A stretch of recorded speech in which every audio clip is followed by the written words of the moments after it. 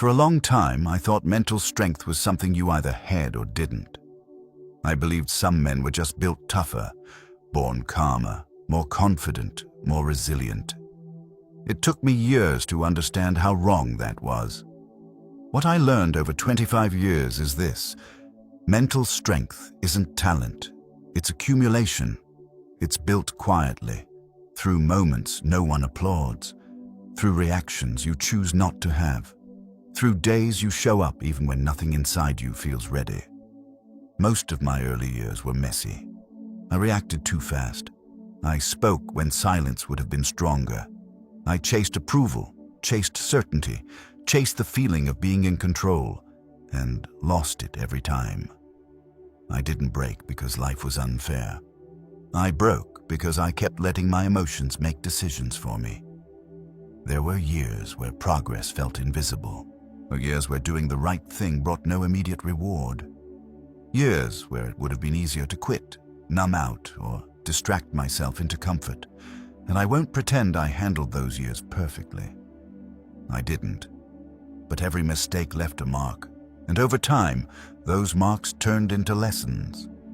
This audiobook isn't about becoming fearless, it's about becoming steady.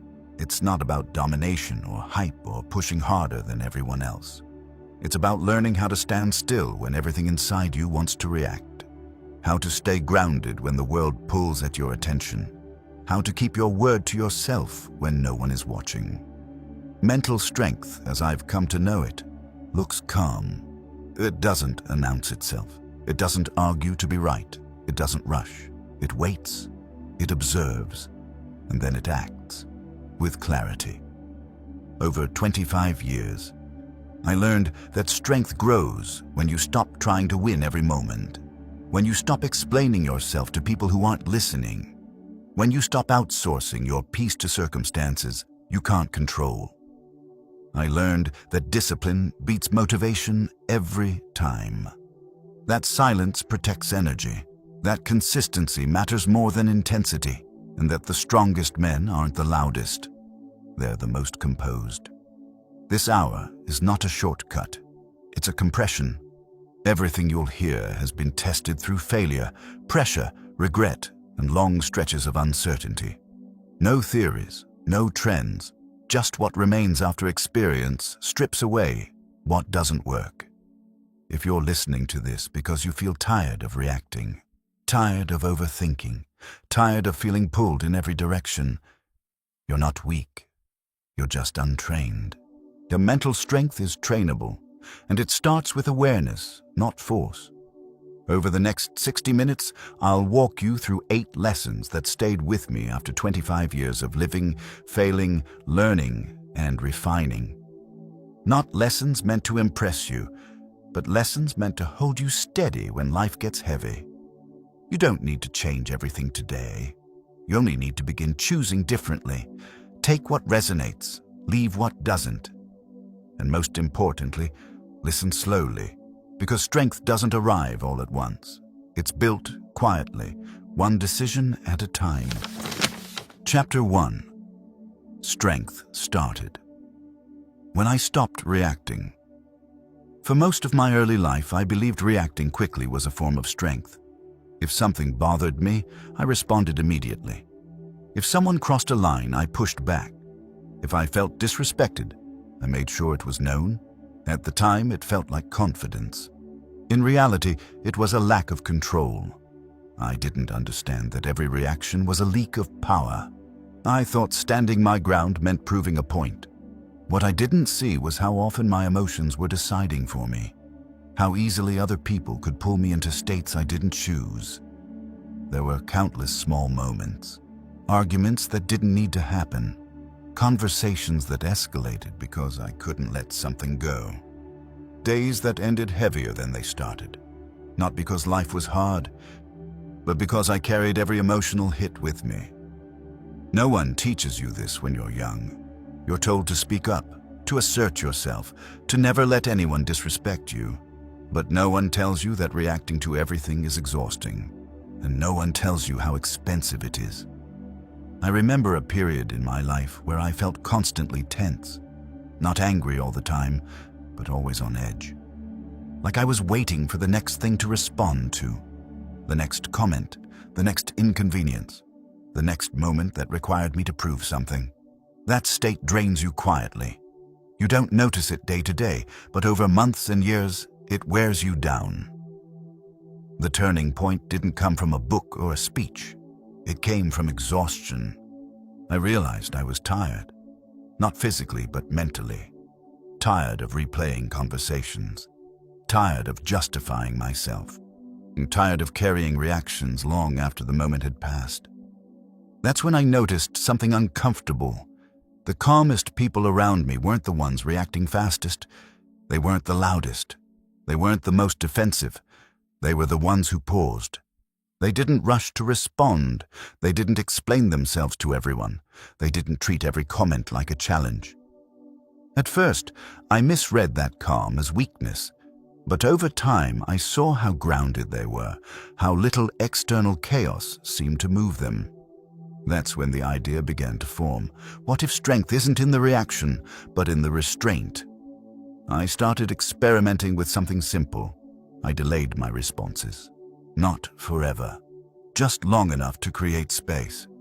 When something irritated me, I didn't answer immediately. When someone said something sharp, I didn't match the energy. When I felt misunderstood, I didn't rush to correct it. At first, this felt unnatural. Almost like I was swallowing something, like I was letting things slide that shouldn't slide, but something unexpected happened. Most situations resolved themselves without my involvement. Tension dissolved when it wasn't fed.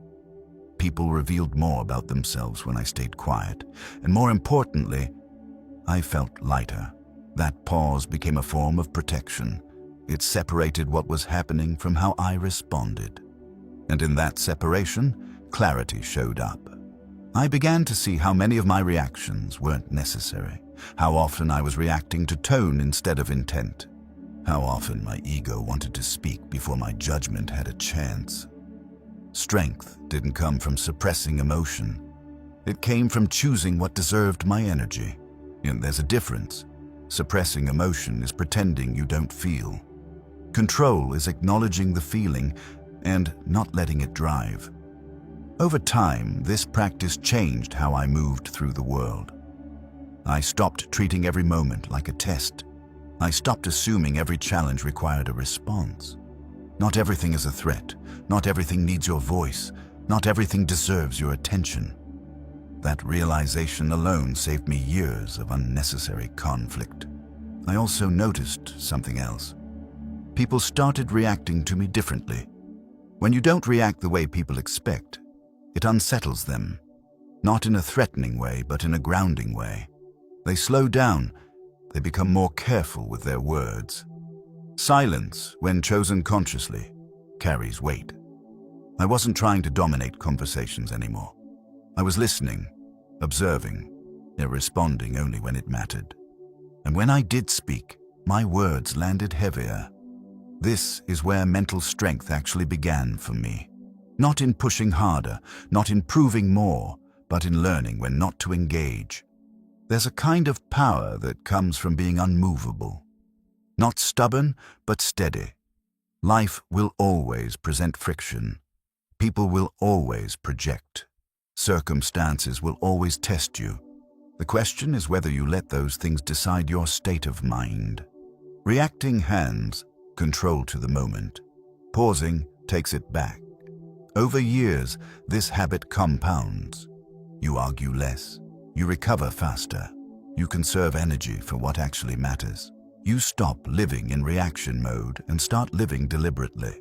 And that's when strength becomes visible. Not to others first, but to yourself. You trust yourself more.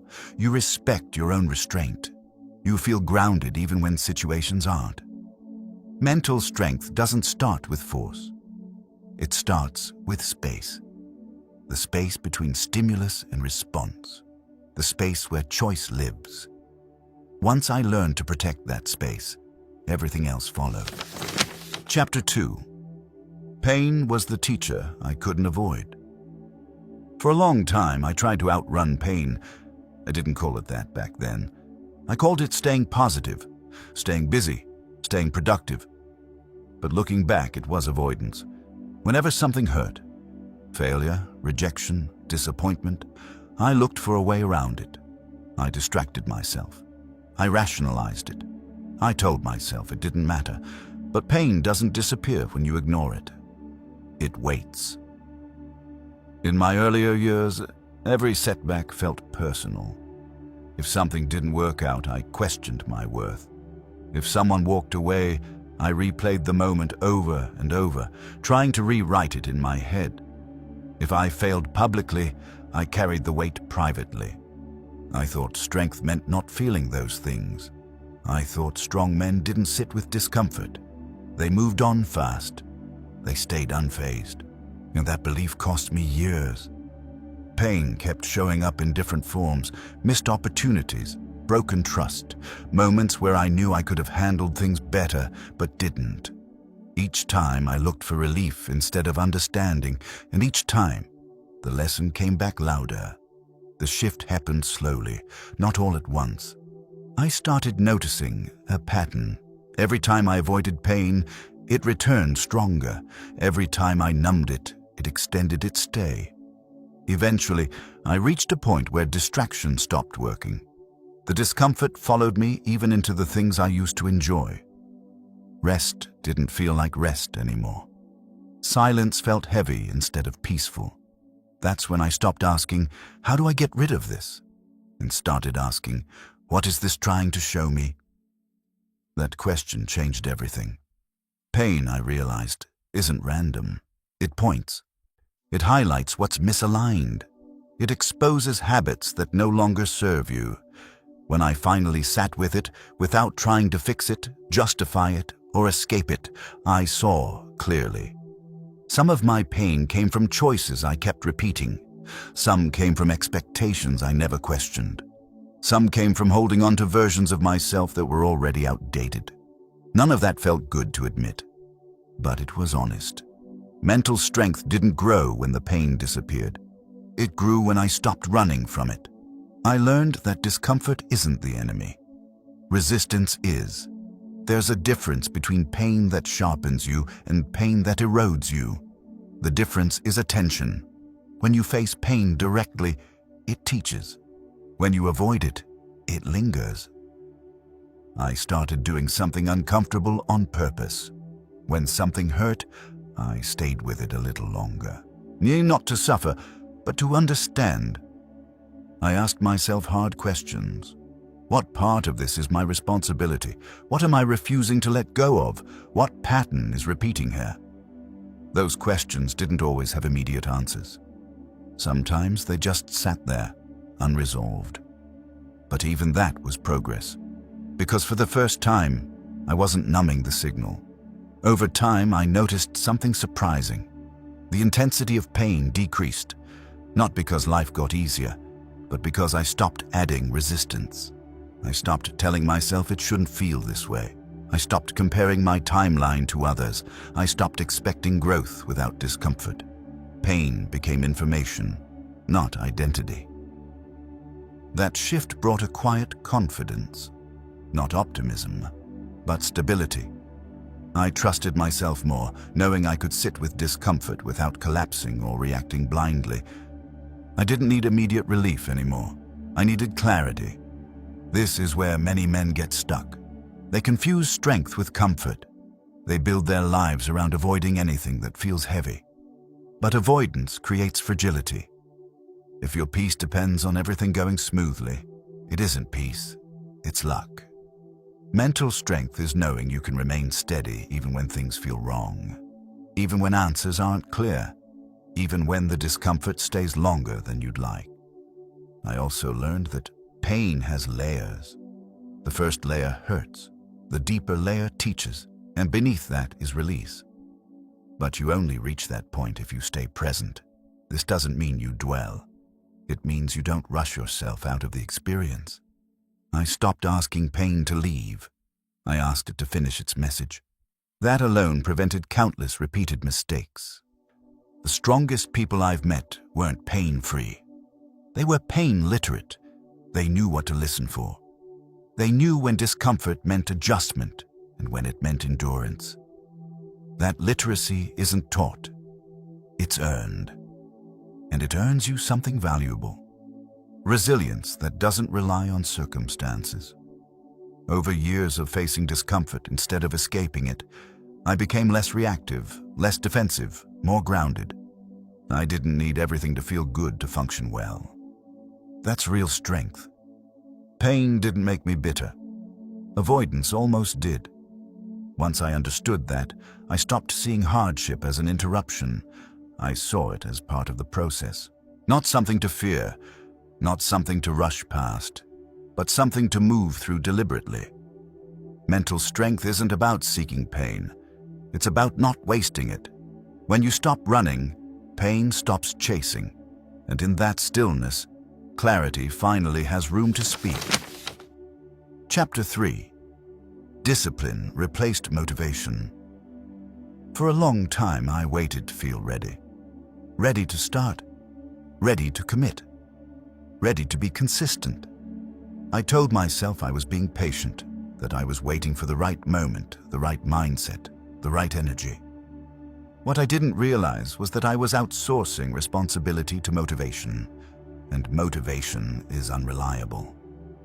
In the early years, I believed motivation was the engine of progress. When I felt inspired, I worked harder. When I felt confident, I showed up fully. When motivation disappeared, so did my discipline. That cycle felt normal. It felt human, and it quietly kept me stuck. There were stretches of time where I made strong starts and weak finishes. I'd commit intensely for a few weeks, then fade. I'd promise myself consistency, then negotiate excuses when the feeling wasn't there. See, I wasn't lazy, I was inconsistent, and inconsistency erodes self-trust faster than failure ever could. Each time I broke a promise to myself, something small but important weakened. Not my ability, but my belief that I could rely on myself. That's when I started noticing something about the people I admired most. They weren't always motivated. In fact, many of them rarely talked about motivation at all. They talked about standards, routines, non-negotiables. They didn't wait to feel like doing the work. They did the work because that's who they had decided to be. That idea challenged me. I had built my identity around how I felt. They had built theirs around what they did. The shift didn't happen overnight. At first, discipline felt cold, rigid, unforgiving. Motivation felt exciting. Discipline felt boring. But boredom turned out to be powerful. I started small, not because small was easier, but because it was sustainable. I stopped aiming for intensity and aimed for repeatability. On days when I felt sharp, I did the work. On days when I felt dull, I did the work. On days when nothing inside me wanted to move, I did the work anyway. Just less of it. That's when something unexpected happened. Progress stopped depending on my mood. I no longer needed to wake up feeling inspired to move forward. I only needed to follow the system I had already chosen. Discipline became a form of self-respect. Not punishment, not force. Respect. I wasn't pushing myself to prove anything. I was showing up because I said I would. Over time, that consistency rebuilt something motivation never could. Trust. I trusted myself to act even when conditions weren't ideal. As I trusted my ability to stay steady when enthusiasm faded. I trusted that momentum could exist without excitement. That trust was grounding. There's a myth that discipline kills creativity or freedom. In my experience, it did the opposite. Once my actions were no longer dependent on how I felt, my mind became quieter. Less negotiation, less internal debate, less friction. I wasn't asking myself every day whether I should act. The decision had already been made. Mental strength grew in that simplicity. I also learned that discipline doesn't mean doing everything. It means doing what matters, consistently. I stopped overwhelming myself with unrealistic expectations. I focused on a few behaviors I could sustain even on my worst days. That's where discipline becomes real. Anyone can be disciplined when life is smooth. Their strength is built when discipline survives friction. There were days when I wanted to quit routines I had committed to. Days when skipping felt harmless. Just this once. Just today. But every time I honored the commitment instead, something shifted internally. Not immediately, but cumulatively. I became less reactive to discomfort, less dramatic about effort, more neutral toward resistance. Work became something I did, not something I argued with. This wasn't about grinding endlessly. It was about removing unnecessary emotion from action. Discipline made effort quieter. I no longer needed to hype myself up. I didn't need external validation. I didn't need perfect conditions. I needed consistency, and consistency, repeated long enough, builds identity. I stopped seeing myself as someone who tries when motivated. I started seeing myself as someone who follows through. That identity changed how I carried myself, how I made decisions, how I handled pressure. When challenges came, I didn't panic. I defaulted to structure. Motivation is emotional. Discipline is structural. Emotions fluctuate. Structures hold. That distinction matters more than most people realize. Mental strength isn't about feeling powerful. It's about remaining functional when you don't. Discipline gives you that stability. It doesn't eliminate resistance. It removes its authority. Over years of choosing discipline over motivation, I noticed another shift. My emotions stabilized. Not because I suppressed them, but because they weren't running the show anymore. I could feel tired without stopping, feel bored without quitting, feel uncertain without freezing. That's freedom. The irony is that motivation came back once it wasn't required. It showed up as a byproduct, not a prerequisite. But even when it disappeared again, nothing collapsed. That's the quiet strength discipline builds. You stop needing to be convinced. You stop waiting to feel ready. You act from decision, not emotion. And once you experience that stability, it's hard to go back. Discipline doesn't make you rigid. It makes you reliable. And reliability to yourself is one of the strongest forms of mental strength there is. Chapter 4. I learned to control my inner dialogue. For a long time, I didn't realize how much damage my own voice was doing.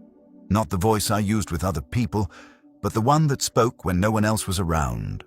The one that narrated my failures. The one that commented quietly when things didn't go as planned. That voice was always there. Critical, impatient, unforgiving. I thought it was helping me stay sharp.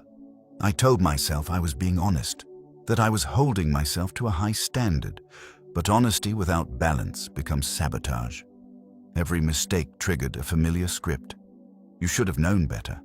Why do you always do this? You're falling behind. Others are handling this better than you. I didn't notice it at first because it felt normal. I assumed everyone talked to themselves this way, so I assumed mental strength meant tolerating that pressure. What I didn't see was how that inner dialogue was shaping my behavior. It didn't push me forward. It made me tense. It narrowed my thinking.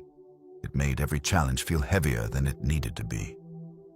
Over time, I realized something uncomfortable.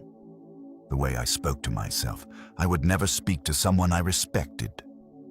That realization stopped me cold. If strength was about control, then why was I letting my own mind run unchecked? I began paying attention, not to my thoughts, but to the tone behind them. There's a difference between guidance and attack, between correction and condemnation. My inner voice wasn't correcting me, it was punishing me. And punishment doesn't build discipline, it builds avoidance. I started noticing patterns. When my inner dialogue was harsh, I procrastinated more. When it was rigid, I resisted effort. When I was impatient, I rushed to make decisions. The voice that claimed to push me was actually slowing me down. Mental strength, I learned, isn't about silencing that voice. It's about training it. I didn't try to replace it with positivity. That felt fake. Forced optimism only created more resistance. Instead, I aimed for something simpler. Neutrality. When I made a mistake, I stopped labeling myself. No more, I'm failing. No more, I'm not cut out for this. I focused on behavior, not identity. What happened? What can be adjusted? What's the next step? That shift alone reduced internal friction. I wasn't letting my mind spiral into conclusions. I was keeping it grounded in the process. At first, this took effort. The old voice didn't disappear quietly. It pushed back, and it insisted it was necessary. But I stayed consistent. Each time the inner dialogue turned sharp, I interrupted it, not with encouragement, but with clarity. This isn't helpful. This isn't accurate. This isn't moving me forward. That practice changed how I experienced pressure. I stopped taking every thought as truth. I started treating them as suggestions, some useful, some not. That distance created stability.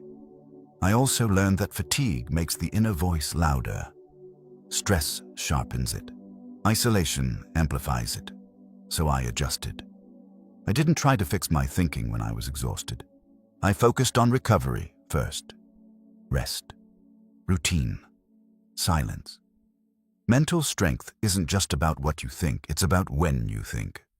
Trying to reason with yourself while exhausted is like arguing with a storm. I began respecting my limits instead of fighting them. And another shift came when I stopped rehearsing imaginary conversations. Those mental debates, explaining myself, defending decisions, replaying conflicts, were draining me. They created pressure without resolution. I made a decision to limit those loops. If a conversation hadn't happened, I didn't let it live rent-free in my mind. If something was unresolved, I acknowledged it and moved on. That wasn't avoidance.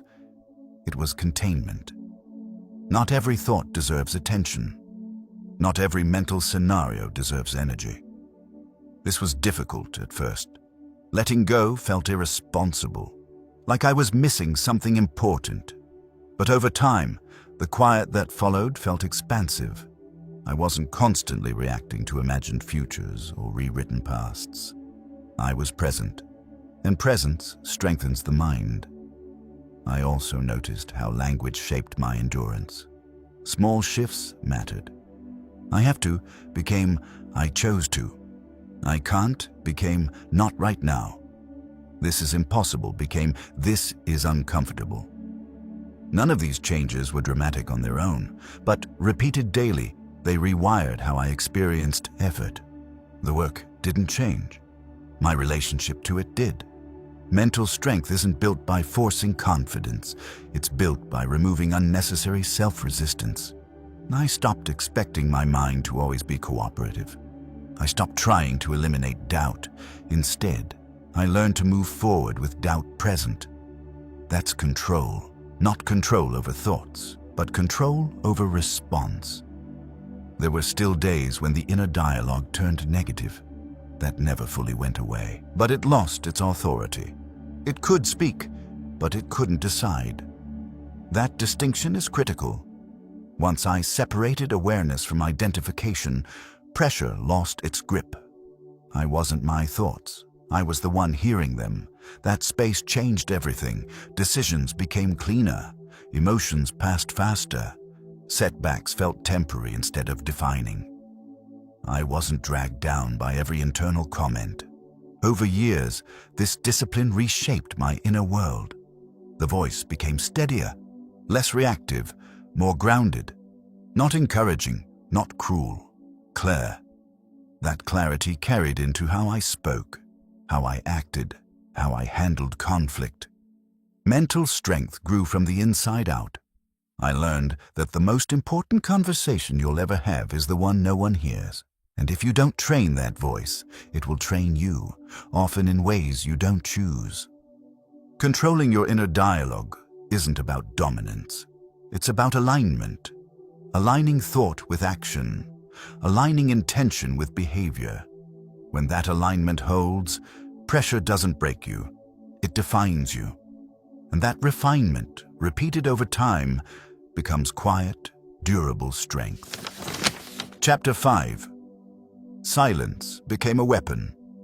There was a time when I believed speaking up was always the right move. If I had a thought, I shared it.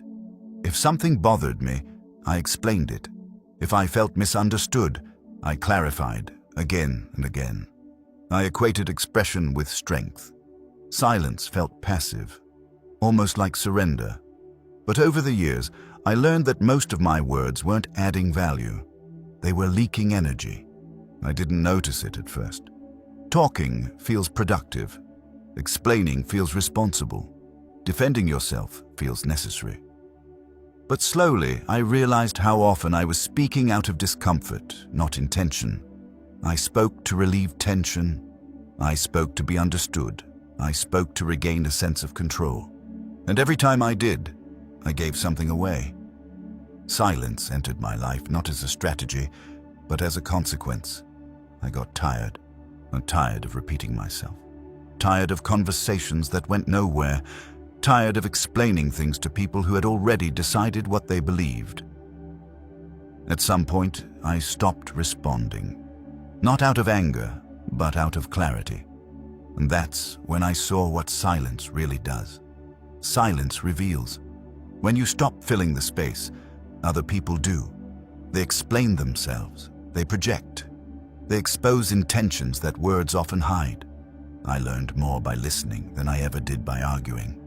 In the beginning, silence felt uncomfortable. There's an urge to jump in, to correct, to defend. Your mind tells you that if you don't speak now, you'll lose your position. But most of the time, that isn't true. Most of the time, nothing needs to be said.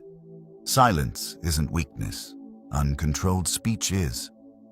Once I started choosing silence deliberately, something shifted internally. My thoughts slowed down. My reactions softened. I wasn't constantly preparing my next response. I was present. That presence changed the quality of my interactions. When I did speak, people listened. Not because I raised my voice, but because I didn't waste it. Words carry weight when they aren't overused. I also noticed how silence protected my energy. Conversations stopped draining me. I didn't leave interactions replaying what I should have said differently. I wasn't carrying other people's opinions home with me. I stopped explaining myself to people who weren't committed to understanding. And in doing so, I reclaimed hours of mental space. There's a difference between clarity and justification. Clarity is clean. Justification is endless. Silence helped me tell the difference. I didn't go silent everywhere. This wasn't about withdrawal or avoidance. It was about selectivity. I spoke when it mattered. I stayed quiet when it didn't. That discernment is a form of strength. One of the hardest lessons was learning not to respond to provocation. Not every comment is a conversation starter. Some are invitations to chaos. In the past, I accepted every invitation. Now, I decline most of them. Silence disarms provocation. It denies oxygen. People often escalate when they don't get the reaction they expect.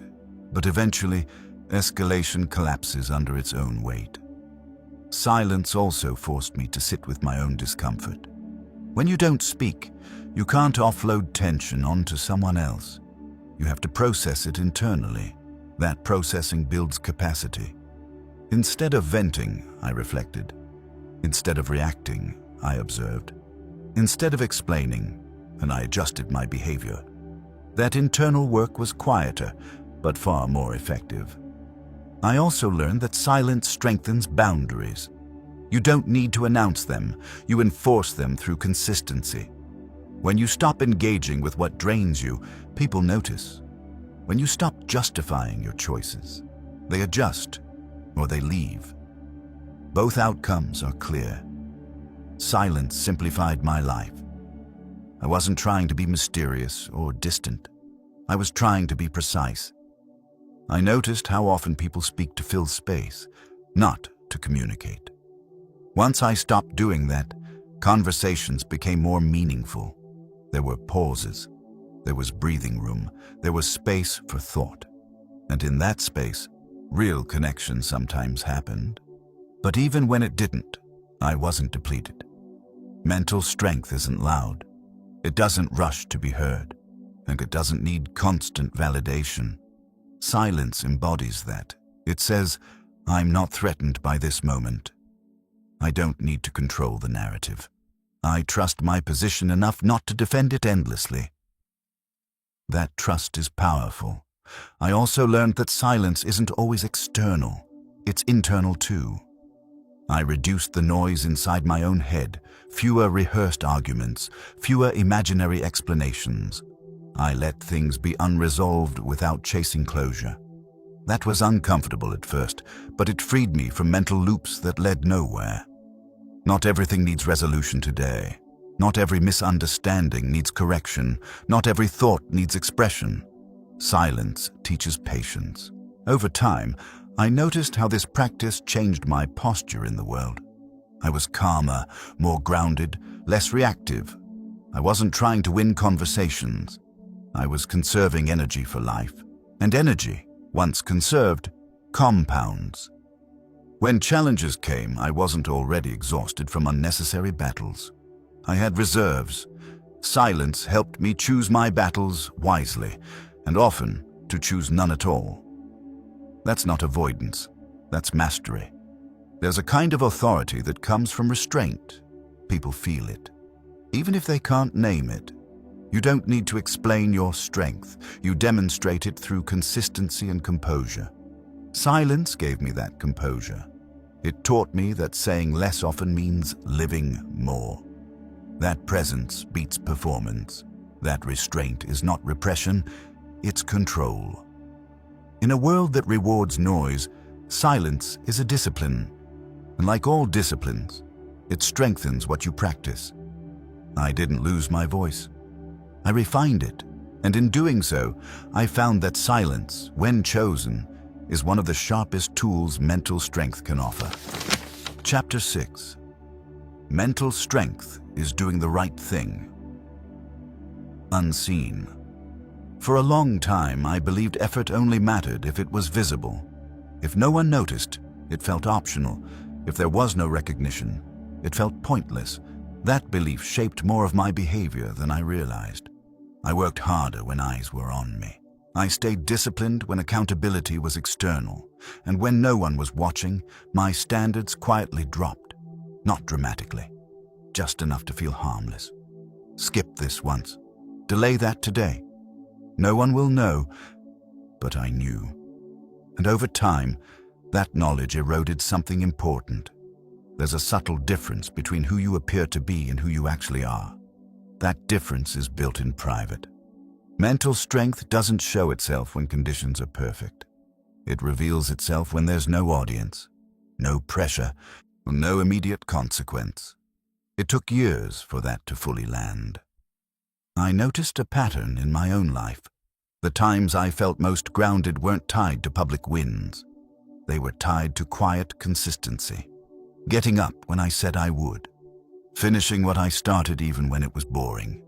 Choosing restraint when indulgence was easier. None of those moments looked impressive from the outside, but they accumulated internally. They built self-respect, and self-respect is the foundation of mental strength. You can't fake it. You either have it or you don't.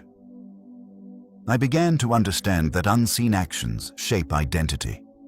Every small decision reinforces a story about who you are. When you cut corners in private, you tell yourself a story of convenience. When you hold standards unseen, you tell yourself a story of integrity. That story becomes instinct.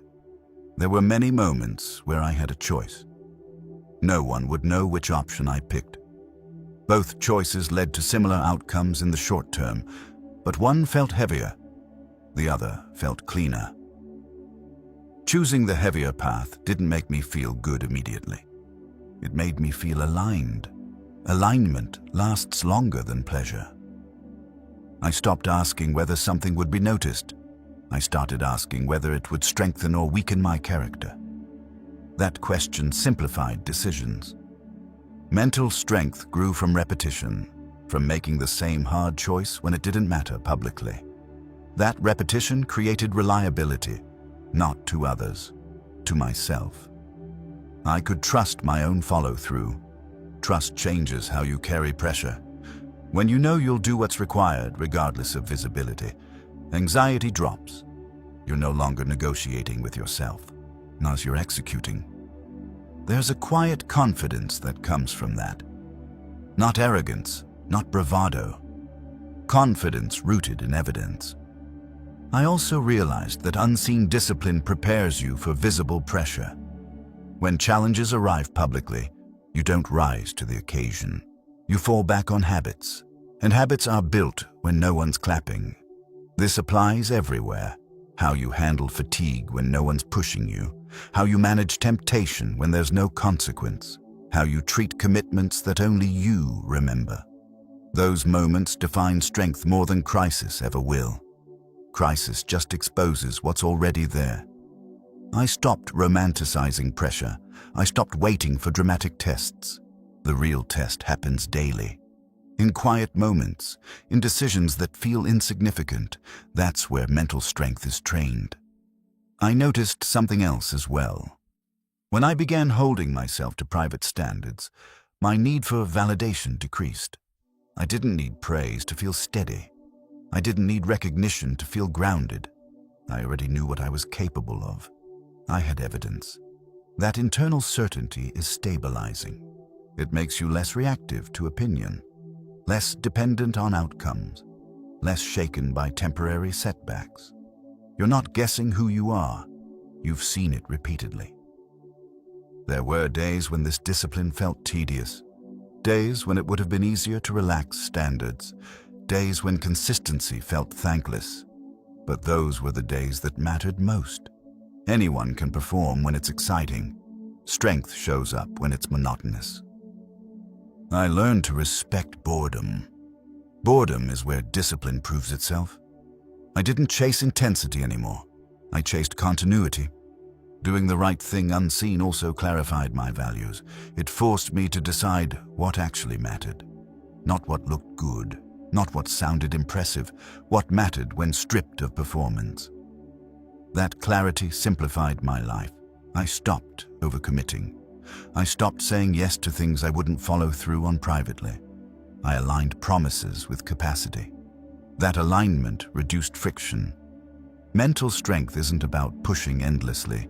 It's about consistency within limits. Unseen discipline also changed how I handled temptation. Instead of resisting aggressively, I created structure. I removed unnecessary friction points. I set rules in advance. When decisions are made ahead of time, willpower becomes irrelevant. That's real strength. Not heroic resistance, but intelligent design. I stopped relying on mood. I relied on systems. And systems don't care how you feel. They function quietly, daily. Over time, this way of living reshaped my self-image. I wasn't someone who tried hard occasionally. I was someone who followed through reliably. That shift mattered more than any external success, because success fluctuates. Identity stabilizes. Mental strength built in private shows up publicly without effort. You don't have to summon it. It's already there. You respond calmly under pressure because calm is familiar. You stay disciplined during chaos because discipline is routine. Nothing feels forced. That's the payoff of unseen work. And I also learned that cutting corners privately always shows up eventually. Maybe not today, maybe not tomorrow, but it shows up as hesitation, as self-doubt, as instability. The mind remembers everything. When you know you've compromised, confidence weakens. When you know you've held the line, confidence solidifies. That's why private standards matter so much. They're not about morality, they're about coherence. Living in a way that doesn't fracture your self-respect. Mental strength is coherence under pressure, and coherence is built when no one's looking. I stopped trying to impress an audience that wasn't there. I focused on becoming someone I could rely on. That decision simplified everything. Doing the right thing unseen doesn't make life easier. It makes you stronger. And over time, strength makes life steadier. You stop seeking shortcuts. You stop bargaining with discomfort. You stop needing external structure to function. You carry structure within. That's when mental strength stops being situational. It becomes who you are. Chapter 7. I stopped trying to win every moment. For many years, I treated life like a series of small battles. Every conversation had a winner and a loser. Every disagreement felt like a test. Every challenge demanded a response. I didn't see it as aggression. I saw it as engagement, as strength, as staying sharp. But living that way quietly exhausted me. I was always alert, always evaluating, always preparing to defend or explain, even when nothing was actually at stake. Winning every moment became a habit. And like most habits, it shaped me more than I realized. I argued over details that didn't matter. I corrected people who weren't asking to be corrected. I pushed back on opinions that had no impact on my life. Each time, I felt a small sense of control, and each time I paid for it with energy. The cost didn't show up immediately. It accumulated. Mental fatigue, irritation, a constant low-level tension that followed me everywhere. I didn't understand why I felt drained. I was doing everything right, standing my ground, not letting things slide. But strength isn't measured by how much you resist. It's measured by how well you choose. The shift began when I noticed something about the calmest people I knew. They weren't disengaged. They weren't passive. They were selective. They didn't react to every comment. They didn't correct every misunderstanding. They didn't turn every difference into a confrontation. They let things pass. At first, that looked like indifference, but it wasn't. It was discernment. They knew what mattered and what didn't. I realized I had been spending energy trying to win moments that offered no real return, moments that didn't move my life forward. Moments that only fed my ego. And ego is expensive. The day I stopped trying to win everything was the day I started conserving strength. I began asking a simple question before responding. Does this actually matter tomorrow? Most of the time, the answer was no. That question changed my behavior more than any rule ever could. When I didn't engage, something interesting happened. The world didn't collapse. People didn't walk all over me. Respect didn't disappear. In fact, the opposite happened. The less I fought, the steadier I became. The steadier I became, the less people tested me. Not because I was intimidating, but because I wasn't reactive. There's a quiet authority in someone who doesn't need to win every exchange. I also learned that winning moments often means losing perspective. You focus so tightly on being right that you forget to ask whether being right even matters. Many arguments are about control, not truth. About identity, not resolution. Once I saw that, it became easier to step back. I stopped treating disagreement as a threat. I stopped interpreting differences as disrespect. Not everyone is speaking to challenge you. Sometimes they're just speaking from their own confusion. And sometimes the strongest response is none at all. Letting go of the need to win felt uncomfortable at first. It felt like I was leaving something unresolved, like I was allowing something to stand that shouldn't. But over time, I realized that peace doesn't come from resolving everything. It comes from accepting that not everything needs resolution. Mental strength isn't about closure, it's about tolerance. Tolerance for ambiguity, tolerance for disagreement, tolerance for things remaining unfinished. I also noticed how much lighter my relationships became. Fewer arguments, less tension, more space. When I stopped trying to win, conversations became less performative. There was less posturing, less defense. I listened more, I spoke less, and when I did speak, it was intentional. Another realization followed. Trying to win every moment was often a way of avoiding uncertainty. If I could dominate the conversation, I didn't have to sit with not knowing. If I could prove a point, I didn't have to examine my own position. Letting go of that habit forced me to be honest with myself. Sometimes I didn't know the answer. Sometimes I was wrong. Sometimes the truth was more complex than I wanted it to be. Mental strength grew when I allowed that complexity. Certainty is comforting, but it's often shallow. Strength comes from holding uncertainty without panic. I stopped reacting to things just to reassure myself. I allowed silence. I allowed pause. That pause created space for better judgment. I also became more aware of timing. Even when something needs to be addressed, not every moment is the right one. Winning a moment at the wrong time can cost you more than losing it. I learned to wait. Waiting isn't weakness, it's strategy. When you stop rushing to win, you start seeing patterns. You understand people better. You notice what's worth engaging and what isn't. That awareness sharpened my decisions. I wasn't wasting energy on trivial conflicts. I was reserving it for situations that actually required strength. That reserve mattered. When real challenges arrived, ones that couldn't be ignored, I had the capacity to face them calmly. I wasn't depleted from dozens of unnecessary battles. Mental strength isn't about constant resistance. It's about endurance. Endurance requires conservation.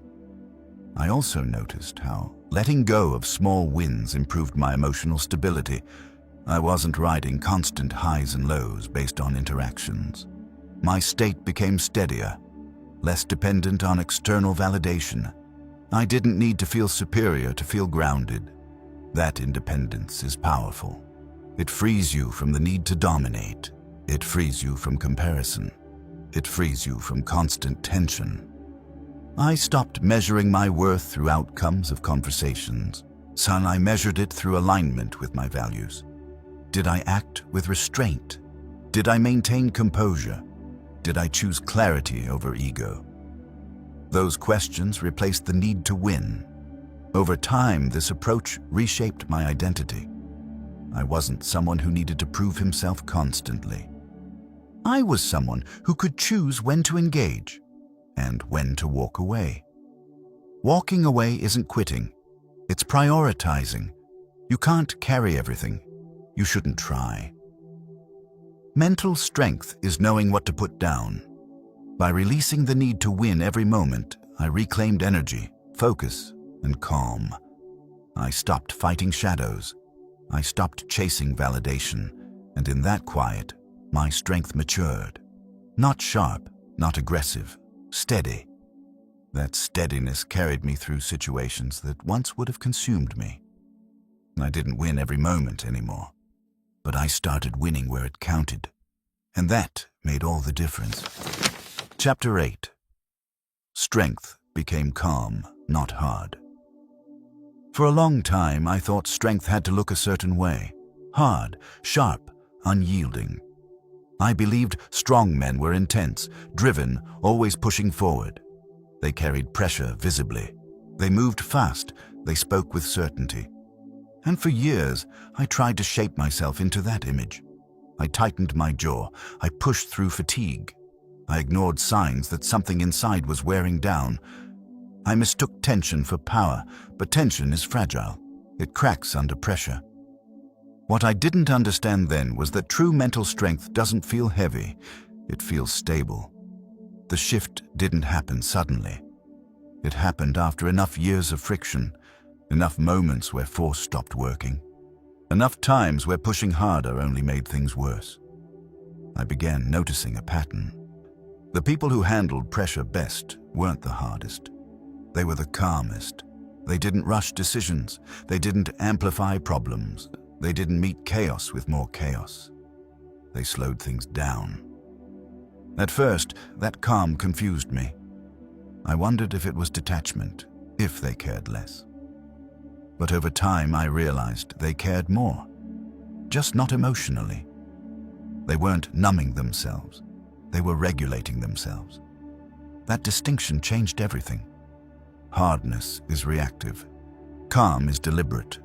Hardness braces against the world. Calm stands within it. I started to feel the cost of being hard all the time. My body was tense even when nothing was wrong. My mind was always preparing for impact. I didn't feel strong. I felt guarded. That's when I understood something important. If strength requires constant effort, it isn't sustainable. Mental strength has to endure. So I stopped trying to be hard. I focused instead on being steady. Steadiness looks unremarkable from the outside. There's no drama to it, no visible struggle. But internally, it's demanding. It requires restraint, patience, the ability to stay present without needing to escape discomfort. I learned that calm isn't passive. It's active control. It's the decision not to let your nervous system dictate your behavior, not to let urgency make choices for you. Calm allows you to think clearly when things feel unstable. Hardness narrows your focus. Calm expands it. Once I began valuing calm, my reactions changed. I didn't jump to conclusions. I didn't rush responses. I didn't escalate situations unnecessarily. I let moments breathe. That breathing room gave me options. I could see angles I used to miss. And I could hear what people were actually saying beneath their words. I could choose responses instead of defaulting to habits. Calm made me precise. I also noticed how calm affected my body. My shoulders relaxed. My breathing slowed. Sleep came easier. Mental strength isn't just psychological, it's physiological. A regulated mind lives in a regulated body. When you're calm, your body isn't constantly preparing for threat. It conserves energy. It recovers faster. That recovery compounds. I became more resilient, not because I was tougher, but because I was less depleted. There's a misconception that calm means you don't care, that you've given up intensity. In reality, calm gives intensity direction. Instead of spreading effort everywhere, you apply it where it matters. I stopped overreacting to minor stresses. That left me with capacity when real challenges appeared. And when they did, I didn't panic. I didn't need to become aggressive or forceful. I stayed composed. That composure carried authority. People feel it when you're not rattled, when you don't mirror their anxiety, when you don't rush to defend yourself. Calm communicates confidence without words.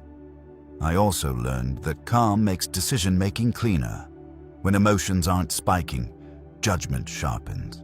You're less likely to regret what you choose, less likely to say things you can't take back. Hardness often leads to repair. Calm prevents damage. Over time, I stopped equating strength with effort. I stopped measuring myself by how much I could endure. Instead, I measured myself by how well I could remain balanced. Balance doesn't mean comfort. It means proportion. Responding in proportion to reality, not emotion. That skill took years to develop. It required unlearning habits that once felt protective.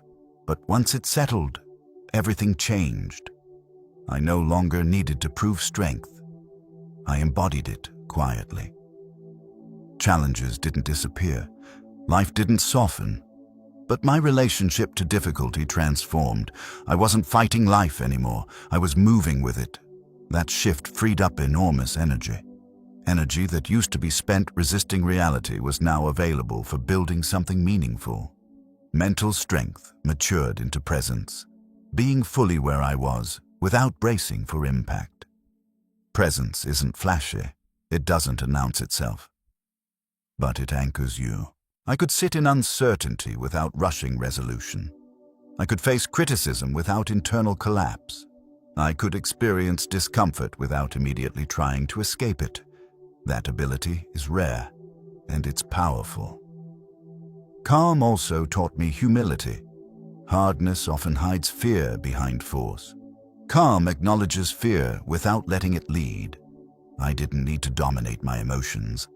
I needed to understand them. Once understood, they lost their grip. I learned that calm isn't something you switch on in crisis. It's something you practice daily, in small moments, in traffic, in conversation, in silence. Each time you choose calm over reaction, you strengthen it. Over years, those choices stack, until calm becomes your default. And when calm is your default, pressure loses its power over you. You don't need to become harder as life gets heavier, but you need to become steadier. That's the final lesson 25 years taught me. Mental strength doesn't peak in aggression or intensity. It settles into clarity. It becomes quiet confidence, measured response, unshakable presence. Strength at its highest level doesn't look like force. It looks so calm that nothing can pull it apart. And once you experience that kind of strength, you stop chasing anything louder. You've already arrived where power actually lives. This hour was never meant to impress you. It was meant to steady you. Everything you've heard came from years of pressure, correction, and quiet repetition. Not from moments of triumph, but from moments of adjustment. From noticing what broke me down and slowly removing it. From noticing what held me together and protecting it. Mental strength isn't a personality trait. It isn't something reserved for a certain type of man. It's a relationship you build with your own reactions, your habits, and your inner standard. Over these chapters, one pattern should be clear. Strength didn't arrive through force. It arrived through restraint, through choosing not to react, through staying present with discomfort, through discipline when motivation faded, through silence instead of explanation, through doing the right thing when no one was watching, through letting go of the need to win, through learning to stay calm instead of hard. None of this requires perfection. It requires consistency. Mental strength isn't built by dramatic change. It's built by small decisions repeated under pressure. Decisions no one celebrates. Decisions that don't feel heroic. Decisions that quietly shape who you become. You don't need to adopt every idea from this audiobook. You don't need to overhaul your life. You don't need to become someone else. You only need to choose one standard and honor it today. Maybe it's pausing before reacting. Maybe it's holding discipline without motivation. Maybe it's choosing silence instead of explanation. Maybe it's keeping a promise no one knows about. That's how strength starts. Not loudly, not all at once, but deliberately. The world will always pull at you. Demand reactions, invite comparison, reward noise. Mental strength gives you the ability to remain centered inside that pull. To move without being dragged, to act without being rushed, to decide without being pressured. That steadiness becomes visible over time, in how you speak, in how you carry pressure, in how little chaos controls you, and when life becomes heavy, and it will, you won't need to search for strength. You'll already be standing in it. If there's one thing worth remembering from this hour, let it be this. You don't need a stronger world, you need a steadier mind. Everything else follows from there. Take this hour with you, not as inspiration, but as reference. Return to it when you feel pulled off center, when reactions creep back in, when pressure feels louder than clarity. Strength isn't something you achieve and keep forever. It's something you practice, quietly, daily, on purpose. And if you do that long enough, you won't need to prove it to anyone. You'll know.